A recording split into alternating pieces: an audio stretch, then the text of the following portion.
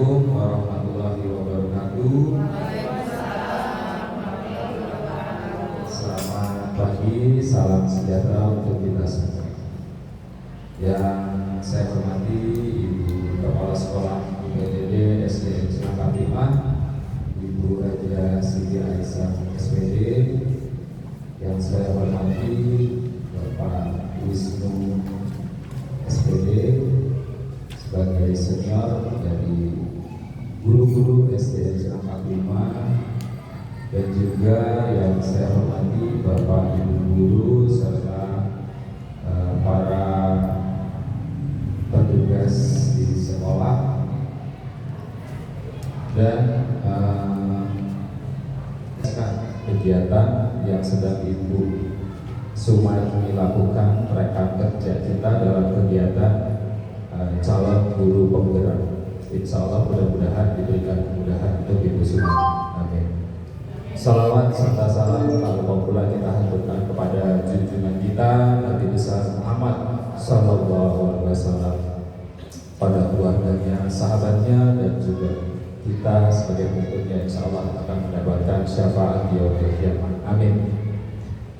Pertama-tama kita buka sama-sama kegiatan desiminasi aksi nyata modul 1.4 dalam kegiatan calon guru penggerak, yaitu mewujudkan budaya positif dalam proses pembelajaran di SD Cilangkap 5. Mari sama-sama kita buka dengan pembacaan basmalah bersama-sama.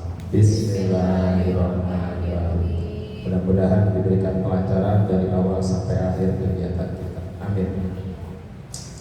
Kegiatan yang kedua, menyanyikan lagu Indonesia Raya dan juga Mars Kota Depok. Hadirin dimohon berdiri.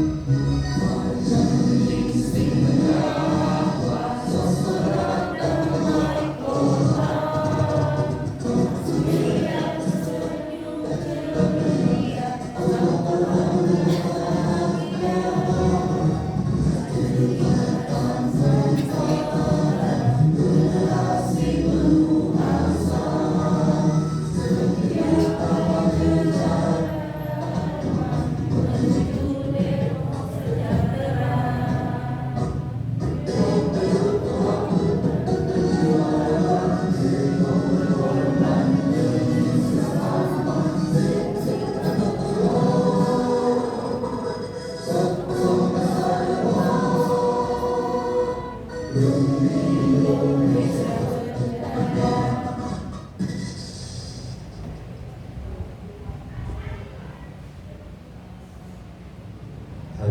dimohon duduk.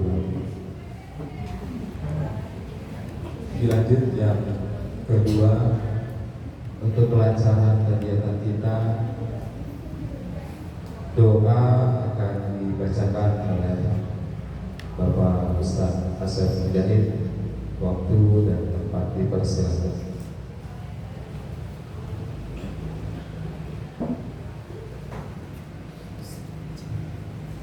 Assalamualaikum warahmatullahi wabarakatuh. Ibu Kepala Sekolah dan teman-teman, marilah kita buka acara ini dengan doa membaca surat Al-Fatihah. Semoga kita memperoleh segala kemudahan dan kesulitan. Dalam kesulitan terbuka alhamdulillah wa ala kulli shay'in Nabi Al-Fatihah. A'udzubillahi minasyaitonir rajim. Bismillahirrahmanirrahim. Alhamdulillahirabbil alamin. Ar-Rahmanir Rahim. Maliki yaumiddin. Iyyaka na'budu wa iyyaka nasta'in.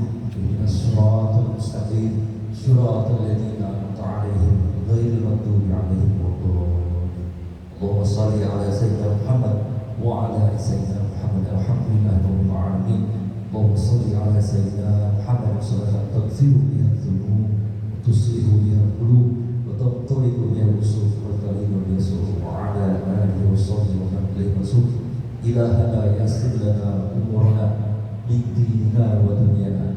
Ilahana yassir 'alaina kulla 'asir hidana fa inna taysira kulla 'asir alaika yasir wa as'aluka al-yusra wal 'afata fid din wa dunya wal akhirah. Allahumma hdina siratal mustaqim siratal ladzina an'amta 'alaihim minan nabiyyin wa siratal mursalin wa hasuna ulaika rafiqa. Dzalika fadlun wa kafaran bi alima. Rabbana taqabbal minna innaka antas samiul 'alim wa tub 'alaina innaka antat tawwabur rahim.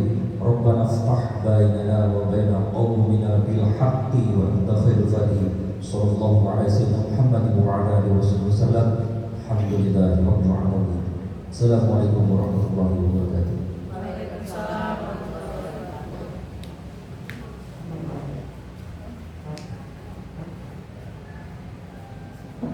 Acara selanjutnya sambutan yang akan disampaikan dari Ibu Kepala Sekolah SD Cilangkap 5, Ibu Hajah Siti Aisyah. Waktu dan tempat dipersilakan.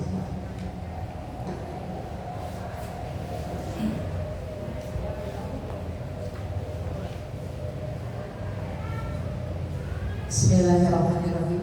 Assalamualaikum warahmatullahi wabarakatuh.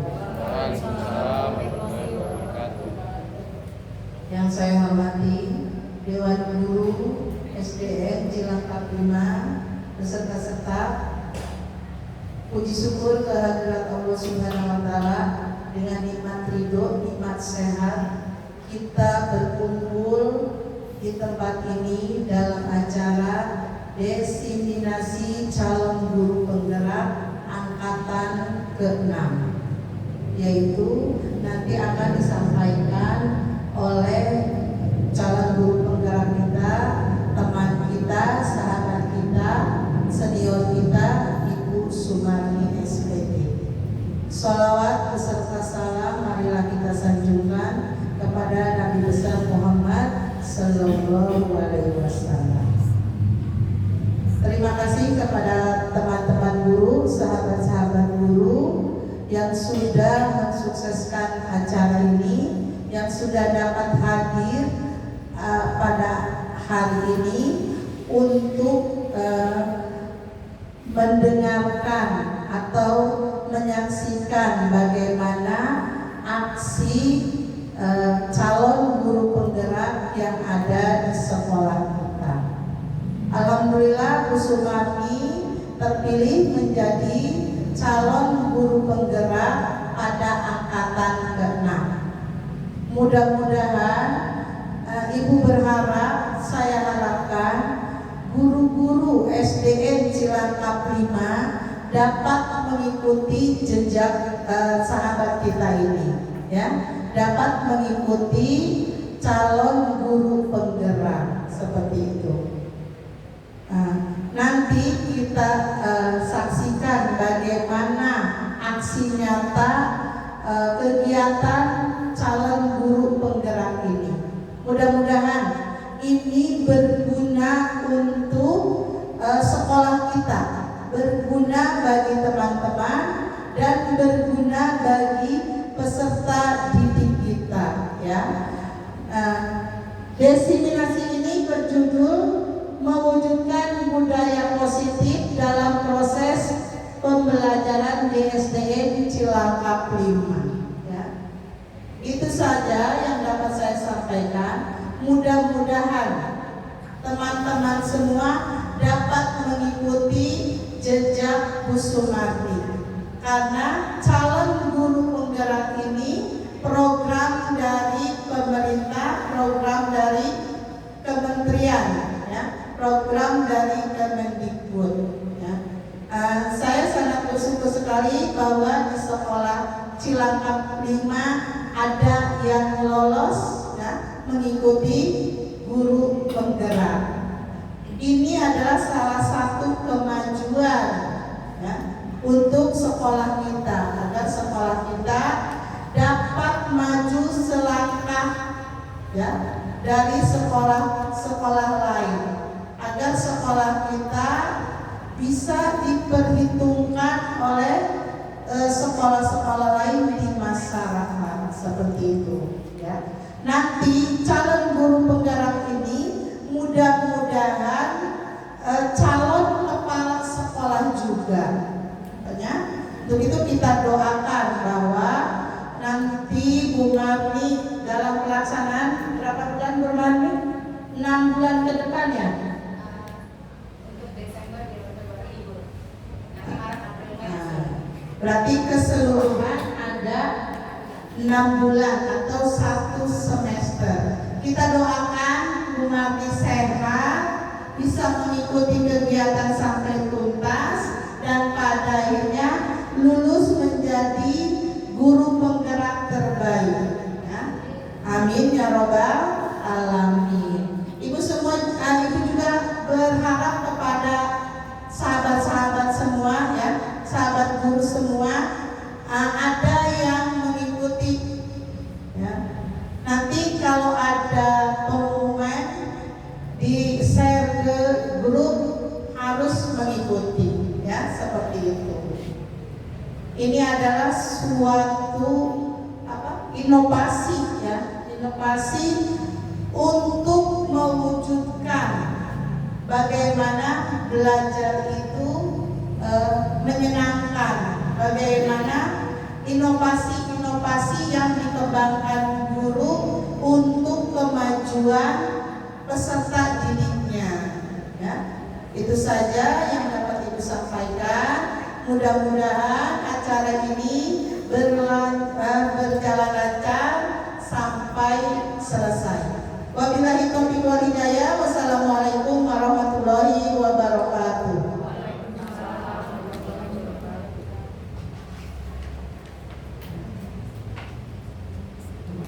Terima kasih Ibu Kepala Sekolah. Lanjut acara yang keempat, pemaparan desiminasi atau aksi nyata modul 1.4 yang berjudul mewujudkan budaya positif dalam proses pembelajaran di SDN Cilangkap 5 akan dipaparkan oleh Ibu Sumarti. Silakan.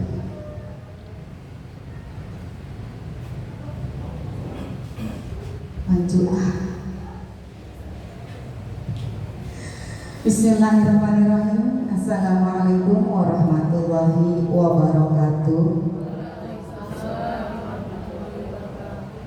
Yang terhormat Kepala UPTD SDN Cilangkap 5 Ibunda Haja Siti Aisyah SPD MPD, yang kami hormati Dewan Guru SDN Cilangkap 5,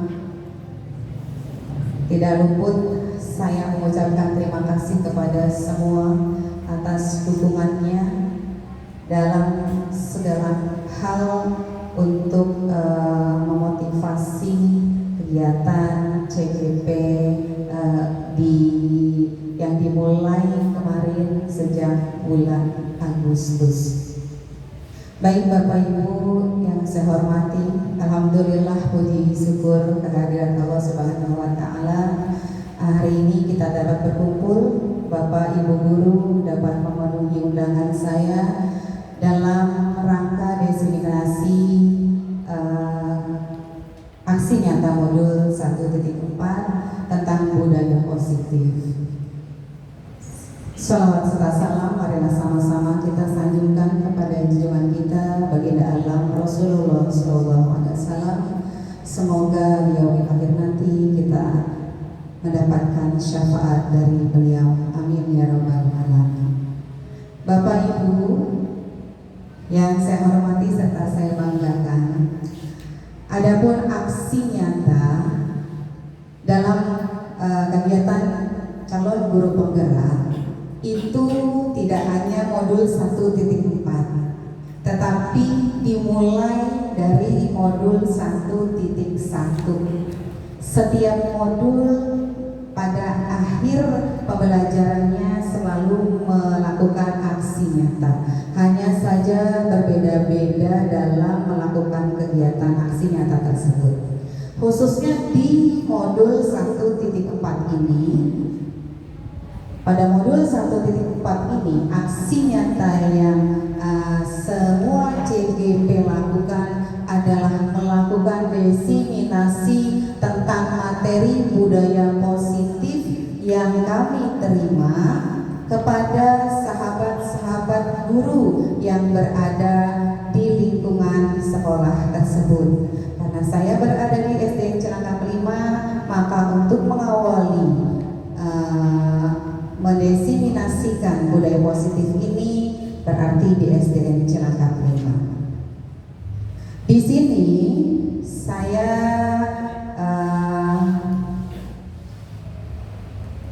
hanya ingin membagi pengalaman tentang materi-materi budaya positif yang sebenarnya pada diri kita dan sekolah kita sudah melaksanakan budaya positif.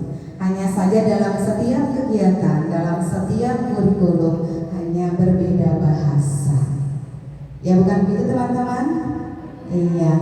Baik, di sini kegiatan hari ini tadi yang pertama adalah pembukaan, kita sudah lakukan. Lalu nanti kedua sharing materi budaya positif, sharing tentang pengalaman di kelas dan boleh tanya jawab pada sesi keempat dan diakhiri dengan penutup. Budaya positif yang ada dalam pembelajaran calon guru penggerak ini bermuatan materi ada 7. Yang pertama ada perubahan paradigma belajar.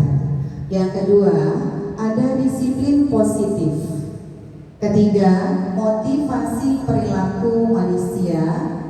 Keempat, materi kebutuhan dasar. Kelima, materi posisi kontrol. Keenam, materi keyakinan kelas. Dan ketujuh, segitiga restitusi. Dalam modul 1.4 atau modul 1.4 ini, restitusi itu adalah pengalaman terbaru. Ya, baik. Kita masuk ke materi pertama tentang budaya positif, yaitu perubahan paradigma belajar. Sahabat guru SDN Celangkap 5, sebelum saya mengenal materi tentang disiplin positif, tentunya kita di sini semua, termasuk saya juga sudah memberikan dan menjalankan tentang budaya disiplin positif. Di mana budaya positif ini dahulu itu biasa dikenal dengan kegiatan pembiasaan. Ya, yang kita biasa mulai dengan 5S dalam setiap kegiatan kita mengawali bertemu dengan peserta didik kita dan rekan sejawat kita. Dalam perubahan paradigma belajar di sini, belajar harus sesuai dengan kebutuhan murid. Jadi, dalam pembelajaran KHD, prinsip dari filosofi Ki Hajar Dewantara, di mana sekarang kita memakai kurikulum merdeka tentang pembelajaran merdeka, kita menggunakan filosofi tentang Ki Hajar Dewantara bahwa belajar sesuai dengan kebutuhan murid. Sudah juga kita menjalankan hal tersebut, tetapi ada kalanya juga kita lupa apa yang masuk ke dalam kategori belajar sesuai dengan kebutuhan murid. Belajar kita harus berprinsip berpusat kepada murid, berpusat kepada peserta didik. Di sini dalam belajar sesuai dengan kebutuhan murid, kita harus mengetahui kemampuan-kemampuan masing-masing individu peserta didik kita. Dalam kategori pemberian materi di kelas, ada anak yang high, ada anak yang sedang ya, ada juga yang kemampuannya rendah atau low. Nah, disinilah kita menggunakan prinsip yang namanya belajar sesuai dengan kebutuhan murid. Semua murid yang ada di kelas kita tidak disamakan dalam memberikan materi. Walaupun pemberian materi itu satu tujuan pembelajaran, satu indikator, tetapi kita membedakan materi-materi penugasan yang kita berikan kepada peserta didik kita. Dalam contoh misalnya pembelajaran matematika tentang penghitungan campuran bilangan bulat. Ketika yang kita sudah ketahui anak didik kita itu memiliki kemampuan atas cara berpikirnya, maka kita bisa memberikan mereka materi atau angka konsepnya yang lebih tinggi. Bisa juga kita berikan jumlah soalnya lebih banyak dibanding dengan peserta didik kita yang berkemampuan rendah. Cukup hanya 1 atau 2 soal dan kita turunkan juga konsep soalnya. Selanjutnya yang kedua adalah belajar mengedepankan kodrat alam dan kodrat zaman. Sahabat guru SD Cilangkap 5 yang saya banggakan, di sini dalam filosofi KHD Ki Hajar Dewantara, Bapak pendidikan kami belajar tentang kodrat alam dan kodrat zaman. Apa itu kodrat alam? Kita memandang bahwa peserta didik kita itu sudah memiliki hal istimewa dan teristimewa dari sejak lahir. Walaupun kemampuan masing-masing berbeda. Yang kedua, kodrat zaman, bahwa anak didik kita itu kita berikan pendidikan sesuai dengan zamannya. Ya, dalam kodrat alam, kita dalam filosofi Ki Hajar Dewantara, kita guru ini adalah sebagai penuntut. Anak kita tuntut karena kodratnya anak sudah memiliki kemampuan yang tersirat dan tersurat dari Sang Pencipta. Kita menuntut, kita ini diibaratkan petani. Guru diibaratkan seorang petani, di mana seorang petani ketika ingin menanam tanaman, kita contohkan tanam jagung atau tanam padi. Ketika kita mau menanam, maka kita memilih bibit yang unggul. Keunggulan ini sudah tercipta dari kodrat alamnya. Bagaimana supaya tanaman jagung itu nanti panennya bagus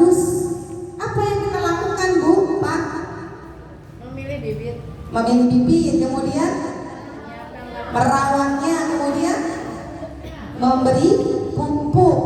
Ya, itu salah satu yang disebut kita menuntun.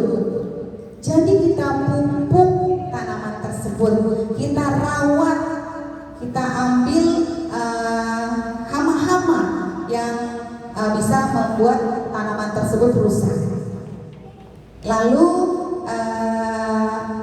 kalau kita terapkan kepada anak didik kita sudah tercipta mempunyai keadaan kodrat alam yang istimewa. Apalagi kalau mereka tercipta dari lingkungan keluarga juga yang pastinya istimewa.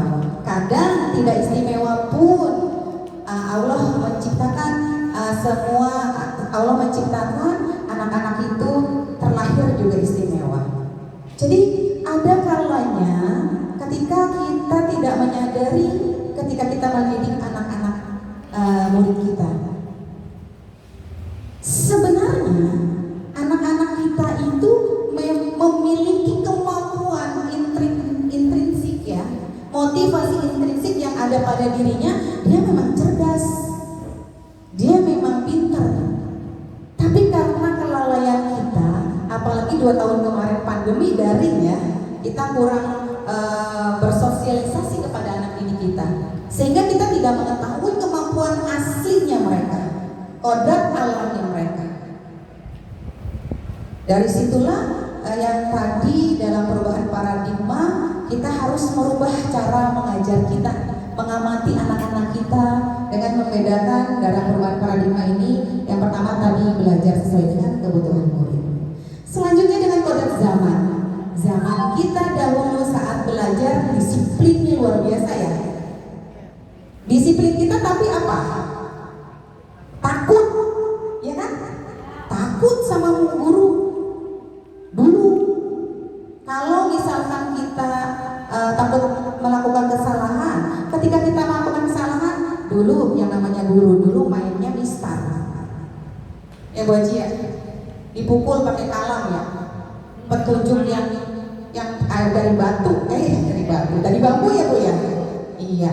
Nah sekarang kita tidak bisa seperti itu, memberikan pembelajaran kepada anak-anak kita pada zaman sekarang. Apalagi sekarang anak-anak sudah ikut belajar dengan menggunakan Google, internet dan lain-lain. Selanjutnya kita harus merubah paradigma belajar kita ini, belajar memanusiakan manusia.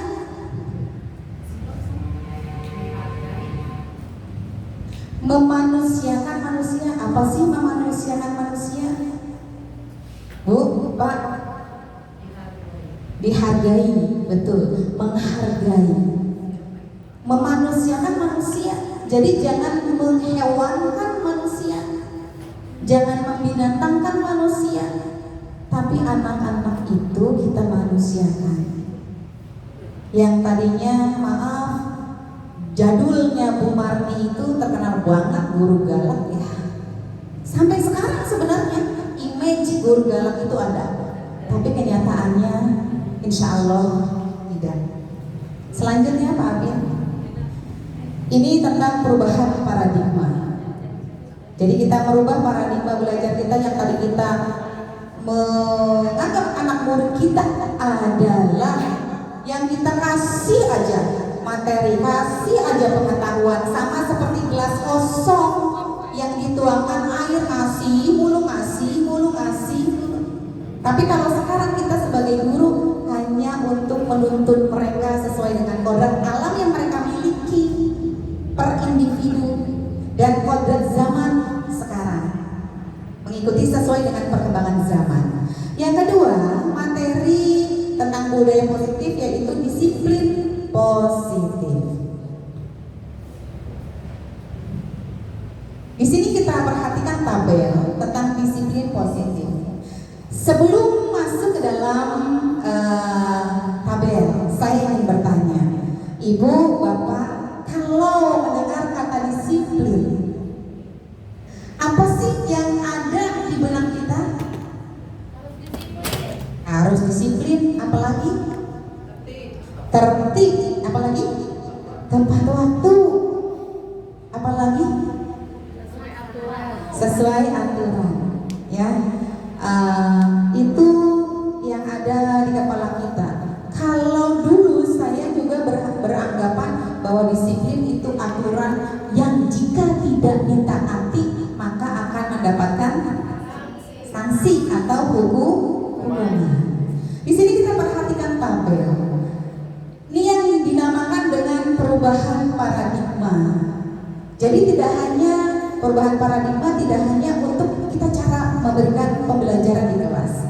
Dalam disiplin positif, ya, disiplin positif ini bukan permisivisme. Disiplin positif bukan membiarkan anak melakukan apa saja.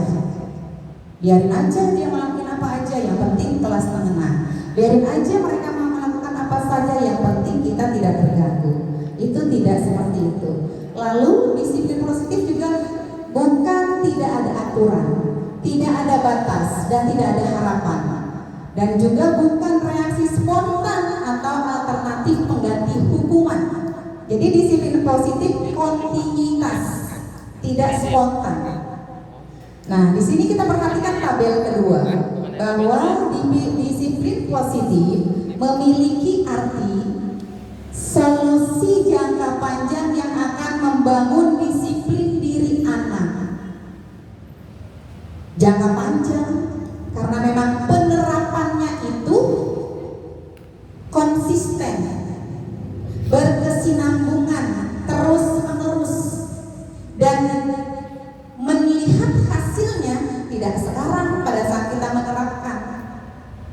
Bisa jadi 1 bulan, 2 bulan, 2 tahun, bahkan bisa jadi setelah anak kita lepas dari kelas kita. Yang tadinya diterapkan oleh disiplin positif di kelas 3, belum anak itu tuh belum sampai, ketika di kelas 4 baru mereka bisa berubah. Lalu yang kedua, komunikasi yang jelas tentang harapan, aturan, dan batasan.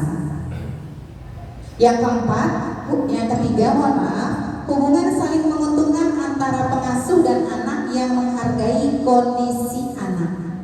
Kita diibaratkan pengasuh bayi, pengasuh anak. Tadi diibaratkan petani, kita menuntut, kita memupuk. Lalu ada juga mengajar anak keterampilan sepanjang hidup. Ini juga pengertian budaya positif. Lalu disiplin positif juga mempunyai arti meningkatkan kompetensi dan kepercayaan diri untuk menghadapi tantangan serta keramahan, empati, hak asasi manusia, dan kesopanan. Intinya, disiplin positif ini adalah kita menerapkan kebaikan-kebaikan pada anak didik, kebaikan yang universal. Sekarang bahasanya disiplin positif.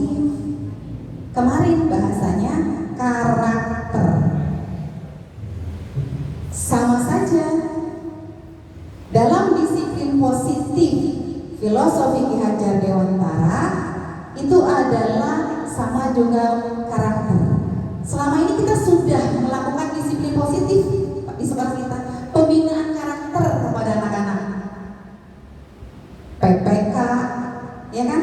Pembinaan karakter pada PPK, kegiatan PPK, anak-anak dengan gotong royong, dengan sifat nasionalisnya, dengan sifat agamisnya.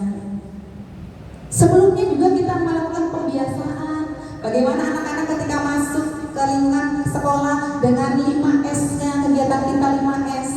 Apa itu 5S? Senyum, sapa, salam, sopan, dan santun. Itu sudah kita lakukan, sudah kita laksanakan. Itu adalah salah satu contoh dari keramahan, disiplin positif keramahan. Lalu ketika anak-anak ada yang jatuh, dibangunkan dengan sahabatnya. Ada yang tidak bawa pulpen, dikasih pulpen pinjaman oleh temannya. Ada rasa empati, itu sudah kita lakukan. sekarang kita harus lebih lagi merubah cara kita dengan yang lebih baik lagi. Selanjutnya, materi yang ketiga adalah motivasi perilaku manusia. Next.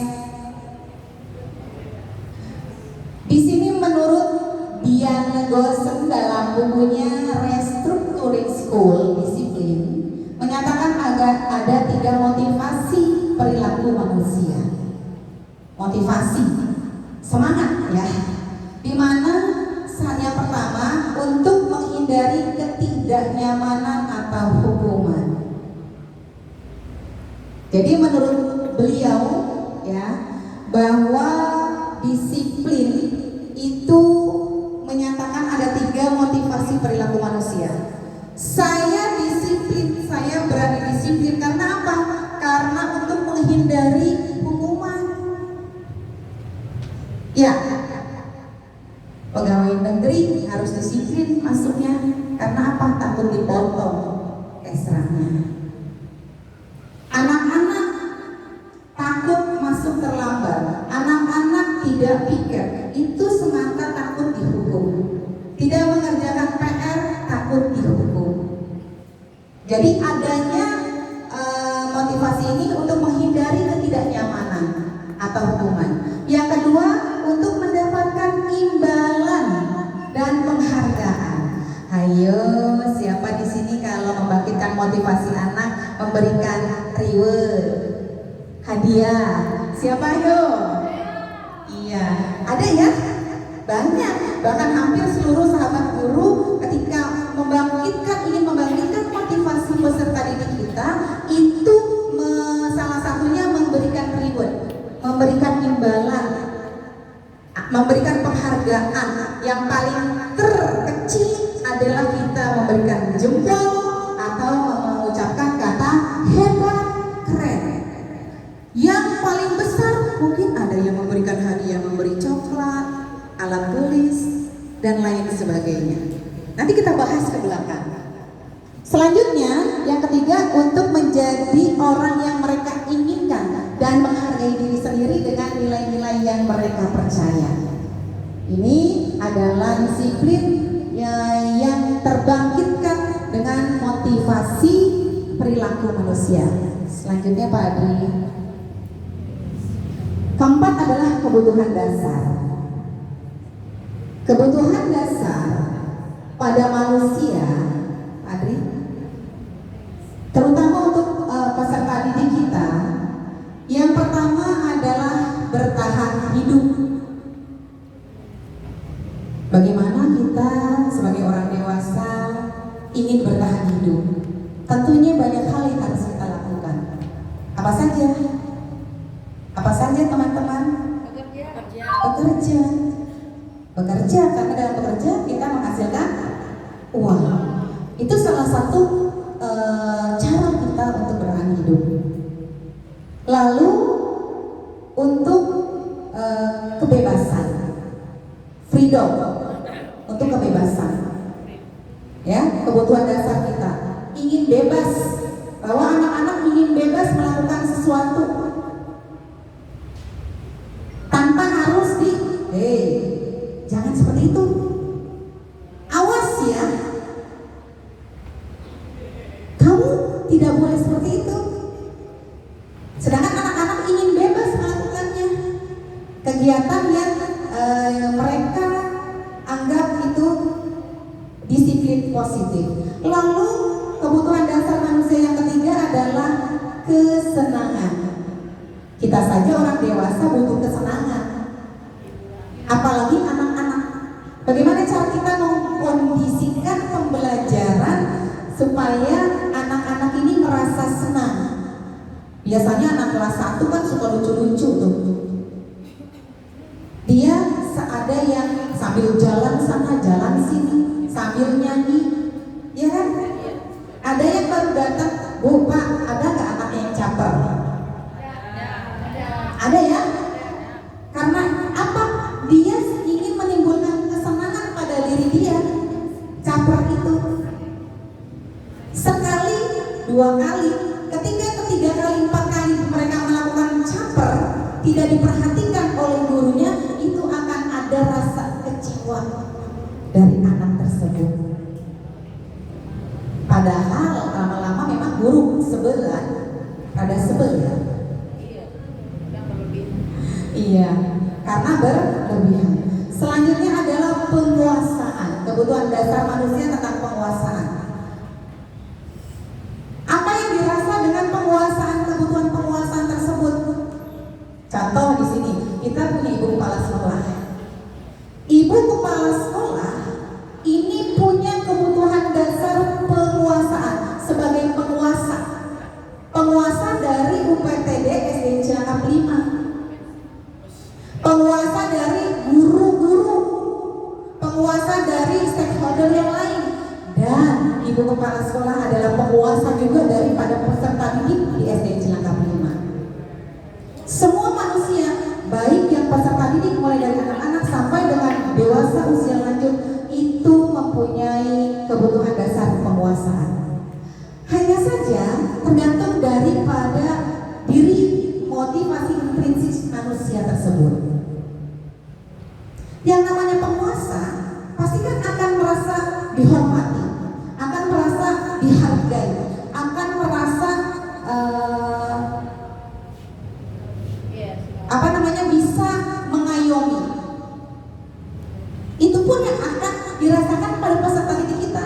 Ada 30 peserta didik di kelas. Di situ akan nampak anak-anak yang mempunyai kebutuhan dasar keempat. Ya Bapak Ibu Guru, pasti terekam di kepala Bapak Ibu Guru. Anak-anak sendiri yang mempunyai kebutuhan dasar penguasaan. Dia menguasai kelas, dia menguasai teman-temannya, dia bisa membimbing teman-temannya. Itu salah satu daripada kebutuhan dasar penguasaan. Lalu kasih sayang dan rasa diterima. Ini biasanya sudah masuk ke dalam usia yang dewasa. Bahwa manusia butuh yang namanya disayang, love, cinta. Iya, cinta. Butuh rasa diterima oleh pasangannya. Begitupun anak-anak. Kalau anak-anak ini rasanya bukan rasa seperti orang dewasa. Dia bersahabat dengan temannya, ingin rasa diterima dan penuh kasih sayang, saling menyapa, saling tertawa dan sebagainya. Selanjutnya, materi selanjutnya tentang disiplin tentang budaya positif, yaitu apa sih kebutuhan dasar anak? Nih, yuk kita baca Bapak Ibu Guru. Di sini Ibu Guru bilang, aku tidak boleh bersenandung sewaktu mengerjakan tugas. Katanya kelas harus tenang, tidak ada suara, kan nggak seru jadinya. Sering kita seperti itu ya. Berisik banget sih nak. Jangan berisik dong, ganggu temannya. Sering kita berucap seperti itu. Maka itu yang kita harus ubah dari paradigma tentang filosofi diajar di Bandara. Selanjutnya, Ibu Guru tidak menyapaku hari ini, padahal aku pakai jepit baru, jepit rambut baru. Ini tadi masuk kemana Bu, Pak? Tadi kan kebutuhan dasar ada yang kasih sayang, ada penguasaan, ada kebebasan. Coba Pak Adri balik ke Pati yang kelingkaran. Kesenangan, ada bertahan hidup. Yang kedua tadi apa maksudnya? Kasih. Ya, coba Pak Adri kita lanjut. Kalau yang pertama masuknya kemana? Ke kebebasan. Dia merasa tidak bebas tuh kalau kita gituin. Makanya kita jangan seperti itu ke depannya. Selanjutnya tadi yang kedua, kesenangan. Iya, merasa senang sudah pakai jepit baru. Akhirnya karena tidak disapa dengan Bu Siti, jadilah dia kecewa. Padahal dari rumah tuh udah dia mau pamer. Iya, makanya kalau misalkan ada hal yang terbaru dari anak-anak kita, perhatikan beri pujian ke mereka. Nah, ya seperti itu. Iya udah cukur, ganteng banget. Seperti itu. Selanjutnya yang ketiga, aku bosen masa belajarnya cuma gitu-gitu aja, dengerin ibu guru aja. Masuk ke mana ini? Nggak ada kepuasan. Bertahan hidup, kebebasan, kesenangan, penguasaan, dan tadi kasih sayang cinta. Aku bosan masa belajarnya cuma gitu-gitu aja. Hah?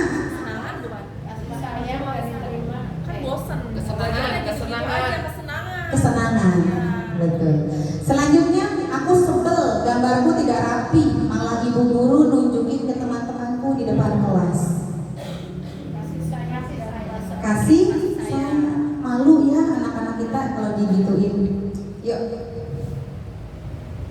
Nah, di sini kebutuhan bertahan hidup yang berkaitan dengan kebutuhan fisiologis untuk bertahan hidup seperti kesehatan, makanan, pakaian. Lalu ada kebutuhan kasih sayang dan rasa diterima, meliputi kebutuhan akan hubungan dan koneksi sosial, kebutuhan untuk memberi dan menerima kasih sayang, dan kebutuhan untuk merasa menjadi bagian dari suatu kelompok. Selanjutnya kebutuhan penguasaan, pengakuan atas kemampuan, berhubungan dengan kekuatan untuk mencapai sesuatu, menjadi kompeten, menjadi terampil, diakui atas prestasi dan keterampilan kita, didengarkan dan memiliki rasa harga diri. Jadi ini kebutuhan dasar manusia ini tidak hanya untuk anak didik kita, untuk kita juga, karena kita juga harus memiliki 5 kebutuhan dasar ini. Selanjutnya Pak Adri, ada yang kebebasan, yaitu kebutuhan akan kemandirian, otonomi, memiliki pilihan dan mampu mengendalikan arah hidup seseorang. Yang kelima adalah kesenangan, kebutuhan untuk mencari kesenangan, bermain dan tertawa. Setidaknya kita bisa memperhatikan, mengenang keadaan kelas kita yang kemarin dengan anak-anak, untuk mewujudkan apakah memang ada nih 5 dasar kebutuhan manusia ini sudah kita terapkan kepada anak-anak. Pak Dwi, posisi kontrol. Dulu kita pembelajaran mengenal namanya stimulus respon. Nah, di sini kita sekarang masuk ke dalam posisi kontrol. Berdasarkan pada teori kontrol Dr. William Glasser Bosen berkesimpulan ada 5 posisi kontrol. Posisi kontrol yang diterapkan seorang guru, orang tua ataupun atasan dalam melakukan kontrol. Nah, kalau kita dikenalnya dengan supervisi ya, manajerial dan supervisi. Di sini kita dalam pembelajaran di Hajar Dewantara mengenal dengan posisi kontrol, di mana ada 1 penghukum, yang kedua pembuat rasa bersalah, yang ketiga teman, lalu posisi kontrol sebagai pemantau dan posisi kontrol sebagai manajer. Kita lihat satu-satu. Yuk teman-teman, kita perhatikan satu persatu tentang 5 posisi kontrol ini, supaya kita berubah dari paradigma yang lama ke paradigma yang baru. Posisi kontrol yang pertama, penghukum, di mana seorang penghukum bisa menggunakan hukuman fisik maupun verbal. Hukuman fisik disentil, dijewer, ya kan? Hukuman verbal, ya, dari bahasa kita yang agak ekstrim, ya. Contoh ya, kalimat yang suka atau sering digunakan, patuhi aturan saya, atau awas, ya. Lalu kamu selalu saja salah. Sering ya Bu, Pak, kita seperti itu ya. Kamu sering banget salah sih, kamu lagi. Lalu selalu, pasti selalu yang terakhir selesai. Kita punya anak yang low tingkatan kemampuannya. Ini sering juga kita ucapkan. Siapa yang sudah selesai? Siapa yang belum? Saya. Kamu lagi. Pasti kamu yang terakhir. Pasti dan pasti. Seperti itu. Ini contoh dari posisi kontrol sebagai penghukum. Jadi kita sebagai guru langsung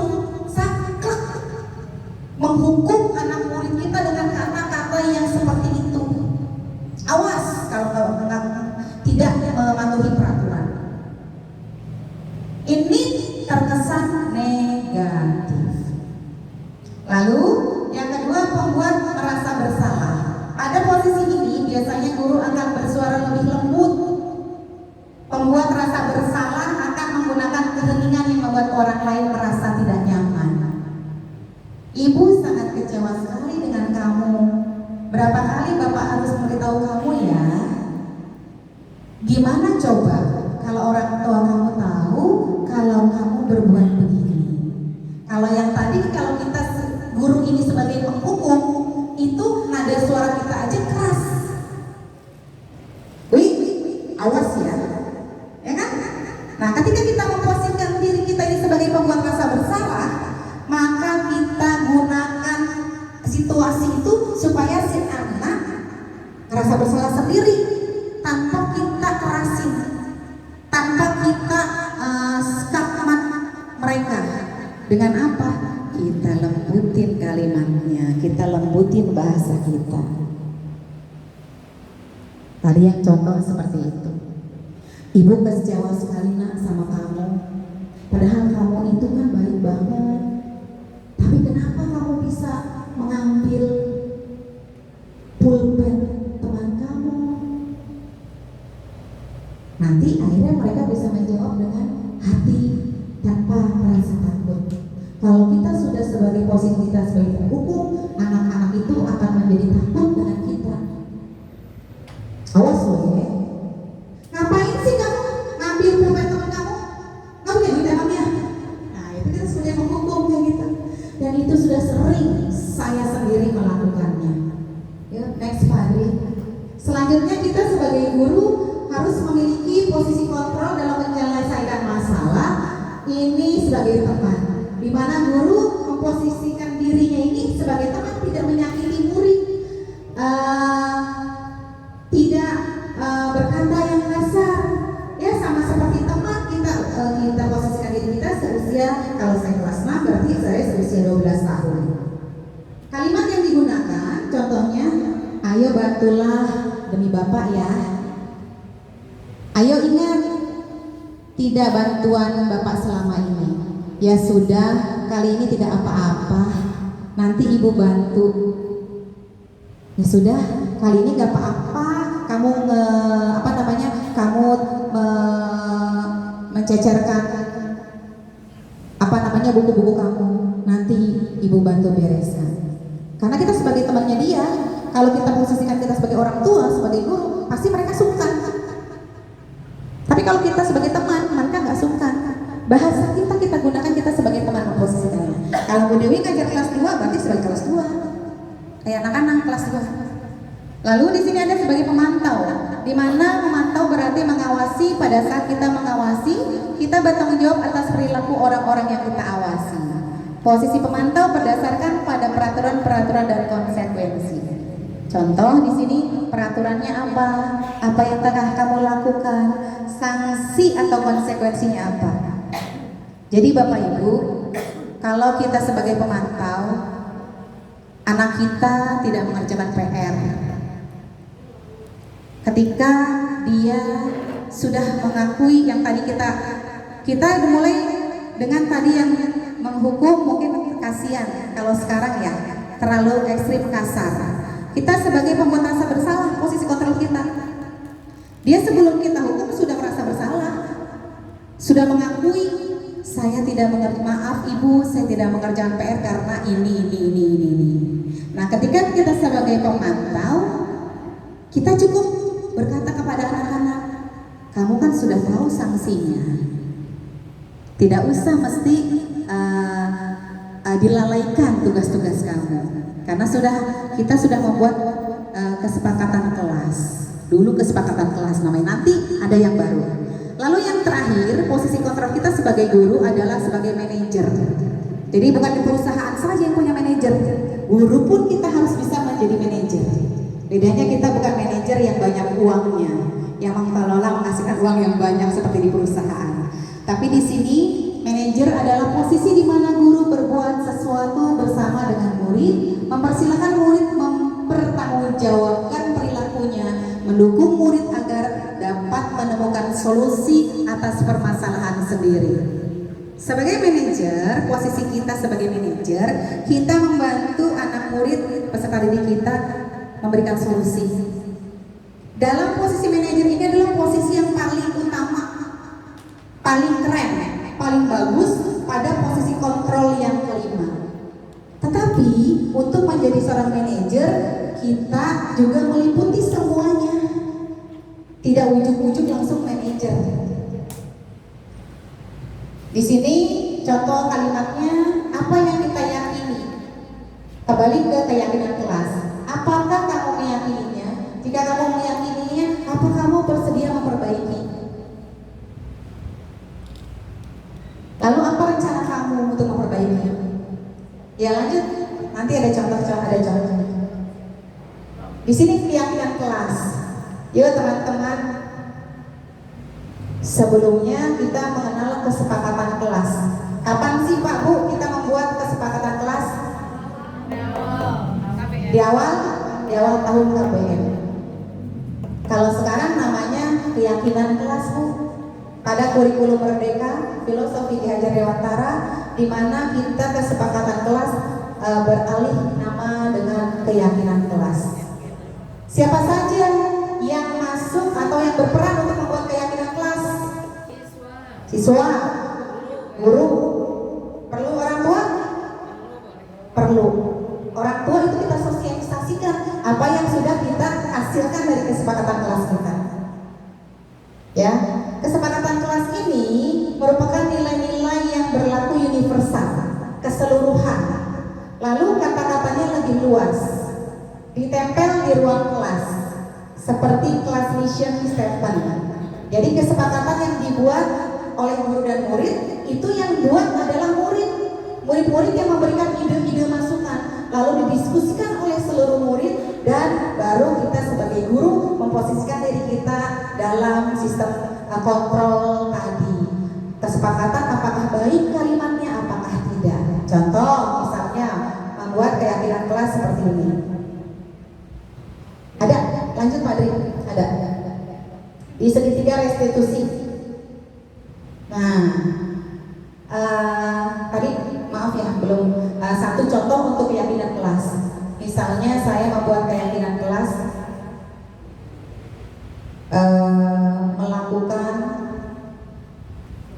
tindakan jujur, kata jujur. Nah di situ ketika ada anak yang berbohong, mengerjakan PR yang dikerjakan oleh kakaknya atau adiknya atau orang tuanya, dari situ kita mulai posisikan diri kita sebagai dalam posisi kontrol, dengan kalau bisa jangan jadi penghukum ya, tapi kita membuat mereka merasa bersalah dan ke manajerialnya. Di sini apa beda sih hukuman, konsekuensi, dan restitusi? Ini harus dipahami teman-teman. Ini bahasa baru ya, restitusi ya.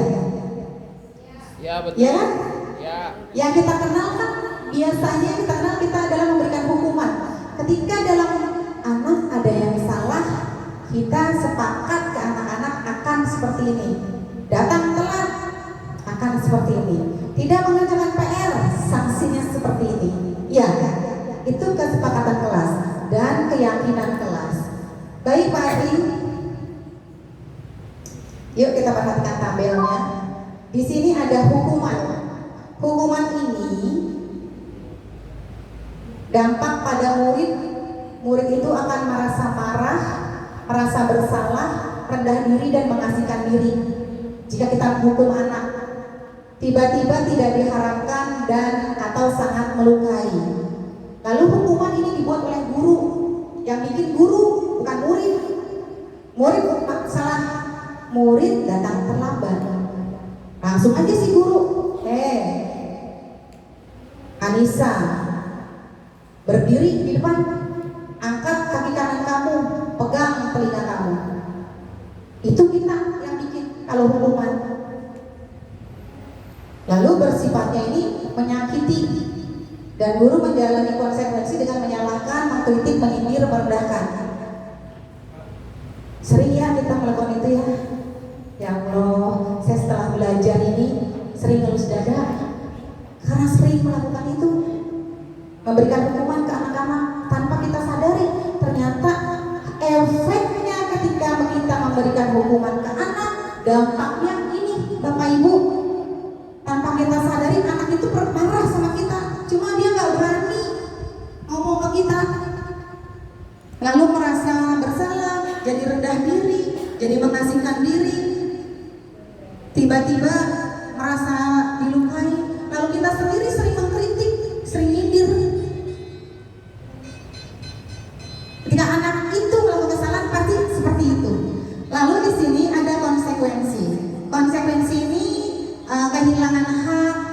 beda seseorang diri, penanganan sudah diketahui, masuk akal, dibuat oleh guru dan murid. Kalau ini sudah kesepakatan bersama untuk konsekuensi. Contoh, Bu Aziza misalnya, Bu Aziza memberikan tugas kepada muridnya, hafalkan surat Ad-Duha, pertemuan besok store hafalan. Jika tidak hafal, maka kamu disanksi ini. Itu konsekuensi. Dibuat kesepakatan. Besok tolong ya nak, hafalkan perkalian. Besok tolong ya nak, ini ke kelas 6 punya tugas VIP yang dibuat dari tanggal 10 sampai tanggal 30 ya. 30 harus store. Ini konsekuensi, kalau tidak setor maka nilainya berkurang. Kamu harus bagaimana? Itu konsekuensi disepakati antara guru dan siswa. Tetapi di sini dalam jangka waktu pendek ya, hanya membantu guru menyatakan peraturan saja dan melakukan peringatan dan menerapkan konsekuensi. Lalu yang disiplin positif yang terakhir adalah restitusi. Restitusi ini murid tidak merasa kehilangan waktu, tapi malah tambah semangat, termotivasi, ingin untuk memperbaiki diri.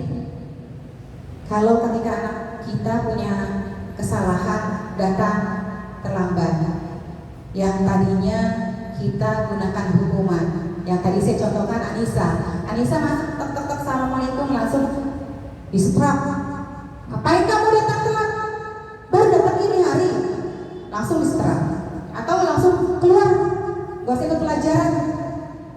Itu kita sepihak. Maka dampaknya seperti itu kepada anak-anak tentang hukuman.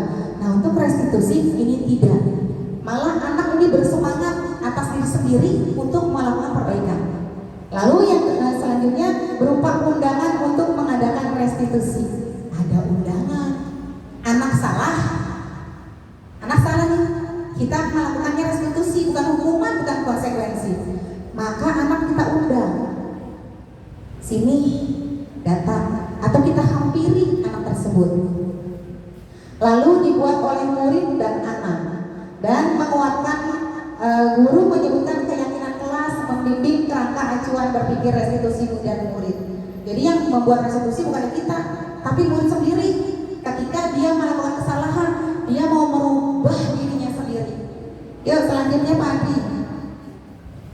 Nah di sini hukuman bersifat satu arah, tidak terencana, biasanya berupa fisik atau psikis. Yang tadi fisik dengan kita jewer, kita sentil, kita pukul, kita suruh berdiri, kita suruh lari, ngiterin lapangan, kita suruh ngepel, kita suruh bersihin WC. Itu hukuman. Secara psikis yang tadi verbal, kita dengan kata-kata yang kasar atau apa. Lalu konsekuensi ini sudah terencana, konsepnya antara guru dan murid sudah mempunyai rencana, punya kesepakatan, tapi membuat murid tidak nyaman. Orang kita kan kalau konsekuensi itu yang tadi saya contohkan Bu Aziza, itu ada penekanan. Kalau tidak hafal, sanksinya bla bla bla bla. Gitu kan? Dia ada rasa ketakutan, Selanjutnya Wadri. Nah, ini yang saya kenalkan. Ini adalah nama baru dengan paradigma baru, dengan namanya baru, pengertiannya baru, tindakannya pun baru. Adalah proses kolaboratif yang mengajarkan murid untuk mencari solusi untuk masalah dan membantu murid berpikir tentang orang seperti apa yang mereka inginkan dan bagaimana mereka harus memperlakukan orang lain.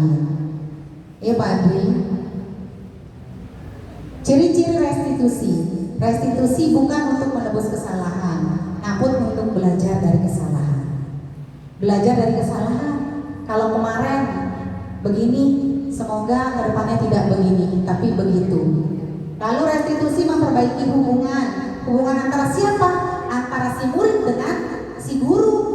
Kalau guru sebagai penghukum, yang tadi kita menggunakan hukuman, kan tadi dampaknya ada aja murid yang punya dendam sampai nanti lulus. Ih, saya dulu pernah ditampar sama Bu Marni.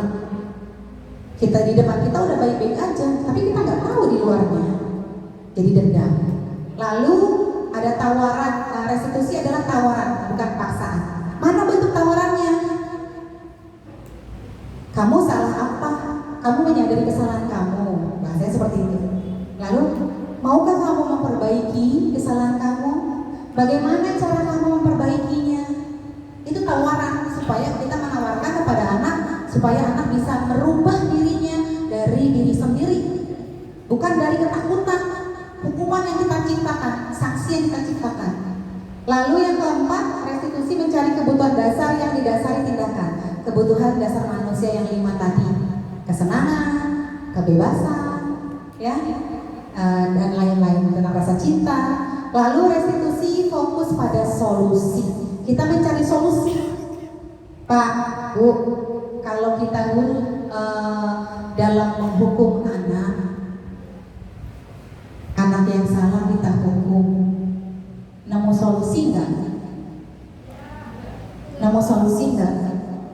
Contoh Pak Adi misalnya nih, nggak usah Pak Adi deh kita, Pak Adi deh karena guru olahraga ya. Pak Adi misalnya guru olahraga nih, anaknya harusnya hari ini praktek senam, udah diperingati, udah dikasih tahu sama Pak Adi seminggu lalu, tapi nggak ngapalin itu anak. Pas dipraktekkan diambil nilai, anaknya nggak hafal. Terus Pak Adi langsung kasih hukuman. Hukumannya misalnya malah yang lain, lari atau apa. Apa itu menyelesaikan solusi? Tidak, karena di situ konsep lari mengitari lapangan itu jadi pengambilan nilainya, itu jadi solusinya. Tidak. Sama seperti kita yang di kelas. Ketika anak kita tidak mengerjakan PR, ketika anak kita pegang-pegang mereka sendiri, setelah mereka mengetahui, oh Pak, Bu, kesalahan saya tadi menggoda teman saya tadi datang terlambat. Lalu selanjutnya apa yang kita lakukan? Kita suruh mereka menyadari, setelah menyadari kita suruh mereka mencari solusi. Maunya apa? Bagaimana supaya itu tidak terjadi lagi? Keyakinan kelas apa yang mereka langgar? Kan kalau kelas awal dalam keyakinan kelas misalnya kita menyepakati kelas harus bersih, tertib. Kalau pada satu kelas kotor, berarti kan mereka itu yang membuang sampah sembarangan, itu salah satu kan kesalahan anak murid. Langkah solusinya kan anak-anak itu melanggar tentang peraturan keyakinan kelas tadi, tidak menjaga kebersihan. Solusinya cari biar mereka sendiri Pak Bu yang mengatakan, yang mencari, mereka mengungkapkan. Tinggal kita nanti memberikan pemantapan kepada mereka untuk tidak melakukan kesalahan yang sama. Selanjutnya Pak Adri. Nah di sini restitusi punya segitiga. Coba munculkan segitiga restitusinya. Nah di sini restitusi punya 3 poin. Yang pertama tadi validasi tindakan yang salah, menanyakan keyakinan dan menstabilkan identitas. Dilihat, kamu tentu punya alasan mengapa melakukan itu. Nanti saya contohkan, ada nanti video Alif datang terlambat. Saya tanya kepada Alif, kenapa kamu datang terlambat? Pasti kamu punya alasannya. Walaupun alasannya itu anak memang apalah kita perhatikan saja. Lalu adakah cara yang lain yang lebih efektif untuk dapat mendapatkan apa yang kamu butuhkan? Ketika anak sudah menyatakan diri, Bu, Pak, mohon maaf, saya salah. Saya datang terlambat karena semalam nonton TV kemalaman, tidur terlalu malam. Ketika itu terjadi, maka kita posisikan diri kita ini sebagai menstabilkan identitas. Apa kalimat yang kita ungkapkan? Nah, semua orang pernah melakukan kesalahan. Gak apa-apa. Kalau kita kayak begitu terus enak ya, kita guru gak ada yang galak ya, gak ada yang emosian. Tapi gergetan juga sih lama-lama, karena yang melakukan kesalahan anak itu lagi keseringannya. Lalu kamu bukan satu-satu yang pernah melakukan ini. Itu kita stabilkan supaya apa? Anak itu tidak akan merasa bersalah, anak itu suka merasa tidak takut, lalu tidak malu. Lalu yang terakhir adalah kita bertanya untuk kita menanyakan keyakinan kelas yang telah kita sepakati di awal tahun pembelajaran. Kamu ingin menjadi orang yang seperti apa? Kamu melanggar keyakinan kelas apa? Di sini kembali kepada disiplin positif, yaitu tentang karakter. Kalau terlambat masuk sekolah, berarti kan dia melanggar karakter, tentang disiplin, lalu tentang tanggung jawab. Di sini kita berikan kemasukan kepada anak-anak. Kamu ingin menjadi seperti apa? Ingin menghargai waktu, ingin lebih disiplin dan sebagainya. Lanjut Patri. Nah, di sini ya, menstabilkan identitas untuk bertujuan mengubah identitas anak dari orang yang gagal karena melakukan kesalahan menjadi orang yang sukses. Selanjutnya, Patri, sedangkan validasi tindakan yang salah ini bertujuan untuk memenuhi kebutuhan dasar, di mana kebutuhan dasar itu mendasari sebuah tindakan. Kita akan bisa menemukan cara-cara yang paling efektif untuk memenuhi kebutuhan dasar tersebut. Kalimat-kalimatnya Bu, Pak, ini contohnya. Ini saya memberikan sharing-sharing untuk kalimat-kalimatnya supaya nanti kita contoh, kita lakukan kepada anak-anak. Jadi kalau tadi anak kita berbuat salah, tadi yang menstabilkannya tidak apa-apa nak, semua orang sering melakukan ini. Tidak apa-apa nak, bukan kamu saja yang melakukan kesalahan. Karena kita bukan masuk ke tipe penghukum, ya, bukan hukuman yang kita berikan, tapi restitusinya. Nah, kalau untuk memvalidasi tindakannya, kalimatnya seperti ini Bapak Ibu, silakan boleh dilihat, diperhatikan. Padahal kamu bisa melakukan yang buruk dari ini ya. Lalu kamu pasti punya alasan mengapa melakukan hal itu. Kamu pasti punya alasan kenapa kamu tidak selesai mengerjakan PR-nya. Kamu pasti punya alasan kenapa kamu mengambil uang teman kamu. Kamu pasti punya alasan kenapa kamu mencium teman kamu.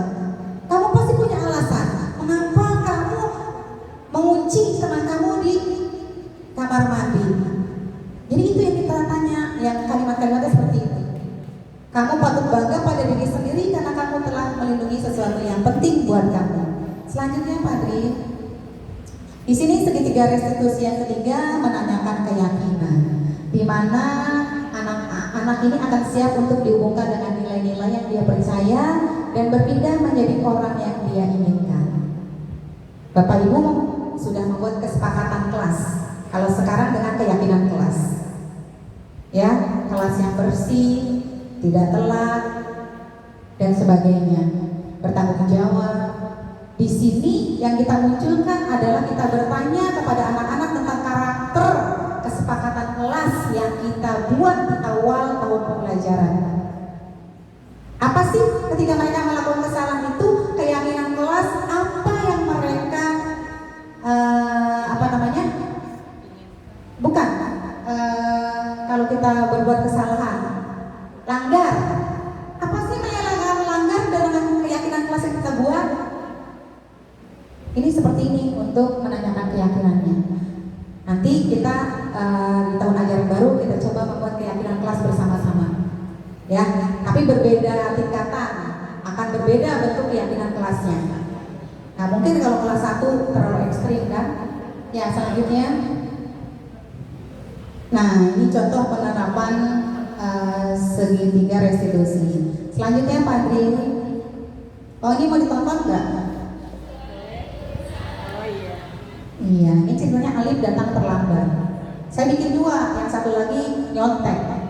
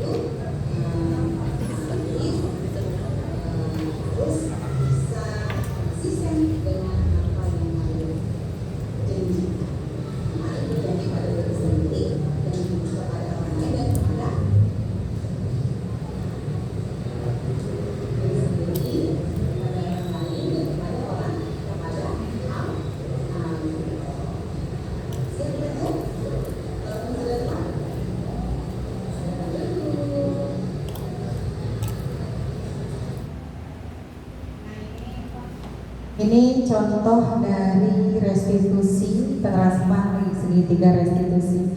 Jadi teman-teman, ini adalah yang disebut dengan perubahan paradigma untuk menerapkan disiplin positif, budaya positif di sekolah kita. Ya, dalam hal utama tentang penerapan segitiga restitusi. Jadi kalau yang dulu kita senang banget menghukum anak tanpa kita sadari sih sebenarnya, ya tanpa kita sadari, karena memang itu sudah dari turun temurun, apalagi kita yang mengalami dulu seperti itu. Salah dipukul sama guru karena main fisik, ya kan? Apa sih itu kalam yang dari bambu kan? Kalau dulu kan penunjuknya kita pakai bambu guru kita tuh yang di sekolah.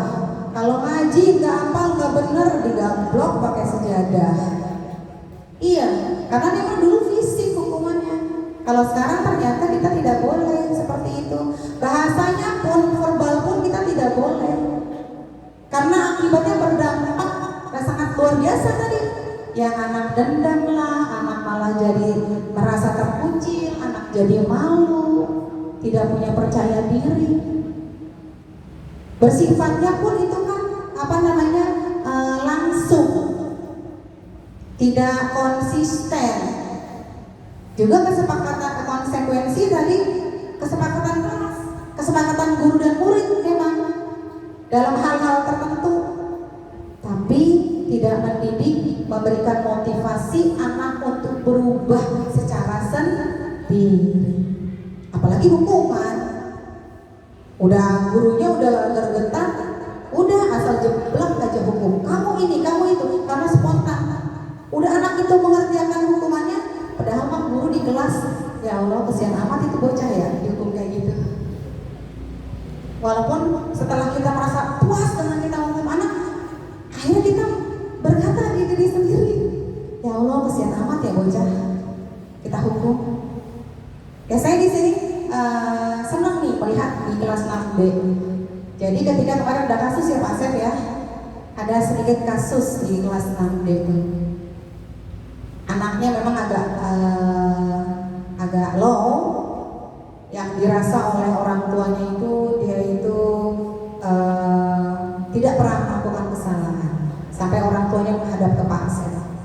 Ternyata sama Pak Asep itu punya bukti semua kan, Pak Asep dicatat semua tentang keadaan kondisi anak pada saat termasuk anak yang satu itu. Kembali akhirnya orang tuanya yang merasa malu. Nah itu bisa dilakukan restitusi dengan anaknya,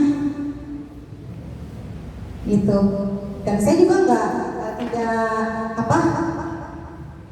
dalam hati mengagumi dengan apa yang Pak Asep perbuat itu. Jadi saya berempat ini, saya walaupun saya tidak bicara, saya banyak di atas dengan main laptop, apalagi saya ke kantor jarang bertemu dengan yang lain ya, termasuk dengan ibu kepala sekolah. Saya mengamati teman-teman saya yang 3. Bagaimana dengan Bu Puji yang sudah melakukan diferensiasi pembelajaran. Tadi yang diferensiasi maksudnya ke materi selanjutnya untuk CGP. Tadi kalau di awal itu tentang yang perbedaan dan memberikan materi Pak Bu Puji. Bu Puji sudah seperti itu menerapkannya. Kemampuan dasar anak di awal Bu Puji cek setelah dites, lalu Bu Puji melakukan pengelompokan. Sedangkan Pak Wisnu apalagi yang senior luar biasa lagi. Dengan penekanan kelembutannya beliau dalam menyikapi anak, mana pernah marah dengan nada yang spontan memberikan hukuman. Restitusi ini sudah diterapkan oleh Pak Wisnu. Jadi mungkin kalau saya yang lain kan saya tidak mengamati ya, karena memang kita beda kelas gitu. Tapi untuk yang saya sebenarnya mengamati, dan yang saya amati itu jadi bentuk hal yang positif untuk diri saya, motivasi untuk diri saya. Sedikit-sedikit, oh ya saya ambil, saya mencuri sebenarnya. Mohon maaf Pak Wisnu, Puji Pak Asep. Saya mencuri ilmu kalian, saya mencuri sikap sifat kalian, saya mencuri adab kalian tanpa disadari. Dan mudah-mudahan itu menjadi kebaikan untuk diri saya. Jadi saya teman-teman, kalau hal yang seperti itu nggak apa-apa, kita curi, kita ambil, insya Allah ikhlas ya. Saya Pak Wisnu Puji. Karena kedepannya kita harus lebih baik. Itu saja sih. Karena di sini tadi coba bawahnya lagi, ada apa lagi? Bawahnya, slide selanjutnya. Nah ini pemantapan keyakinan kelas. Ini mah senang aja foto-foto kita membuat pemantapan keyakinan kelas dengan anak-anak. Kalau kelas saya mau dipakai, kelas saya memang warna-warni, silahkan aja karena gurunya senang warna-warni. Lanjutnya Pak Adri. Iya, terima kasih. Terima kasih kepada Ibu Kepala Sekolah, terima kasih kepada Pak Wisnu, Pak Asep Puji, rekan sejawat saya yang luar biasa memberikan dukungan dan motivasi serta contoh-contoh yang tanpa kalian sadari sudah memberikan contoh istimewa untuk saya, dan tanpa kalian sadari itu saya ambil. Dan juga terima kasih untuk semua rekan-rekan sahabat guru dari kelas 1 sampai kelas 5, juga guru bidang studi. Terima kasih banyak untuk selalu mendukung kegiatan saya, selalu mendoakan saya, dan sampai saat ini, hari ini pun luar biasa. Terima kasih banyak sudah hadir dalam kegiatan diseminasi aksi positif dari modul 1.4 tentang budaya positif. Alhamdulillah, semoga apa yang telah Bapak Ibu guru, sahabat guru lakukan, khususkan untuk diri saya, umumnya untuk Bapak Ibu guru dan untuk sekolah kita SDN Cilandak 5 tercinta, semoga Allah memberikan kebaikan dan pahala yang luar biasa. Hanya Allah yang dapat memberikan imbalan yang setimpal untuk Bapak Ibu semua. Mudah-mudahan bermanfaat kegiatan diseminasi pada hari ini tentang budaya positif, terutama tentang restitusi. Yuk, mulai hari ini sudah tahu restitusi. Seperti itu, hukuman coret. Konsekuensi bolehlah sedikit, tapi kalau bisa hilangkan. Yuk, restitusi. Nanti saya bagi file-filenya tentang kata-katanya, kita bisa tiru. Ya, bagaimana cara kita melakukan restitusi. Ya, itu saja mungkin. Mohon maaf lahir batin, banyak sekali kesalahan dalam penjelasan ini. Saya mohon dibukakan pintu maaf yang sebesar-besarnya. Itu saja, terima kasih. Wassalamualaikum warahmatullahi wabarakatuh.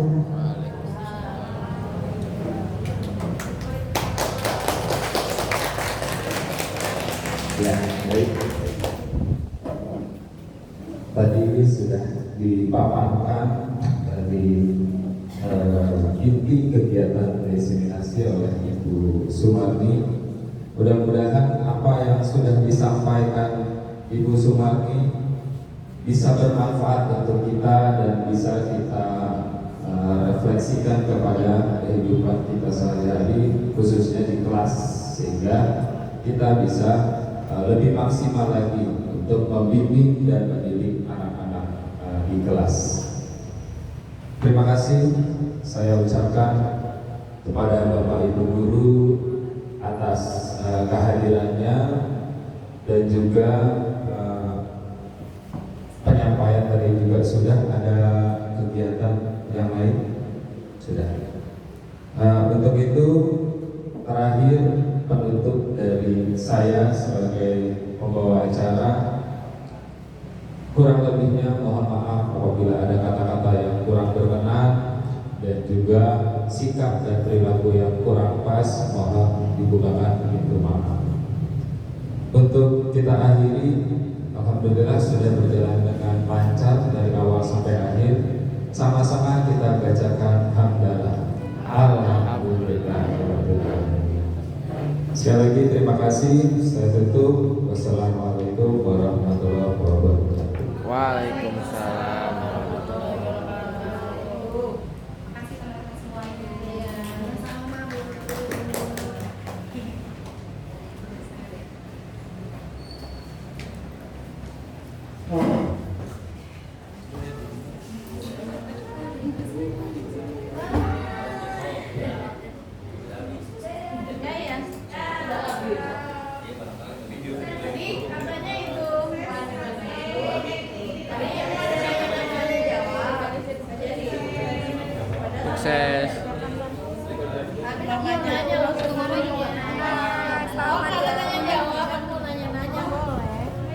tutup aja.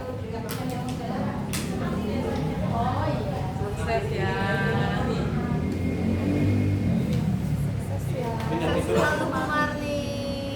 Sukses CGP Angkatan 6 Sumarni SPD. Jempol. Tetap semangat. Keren.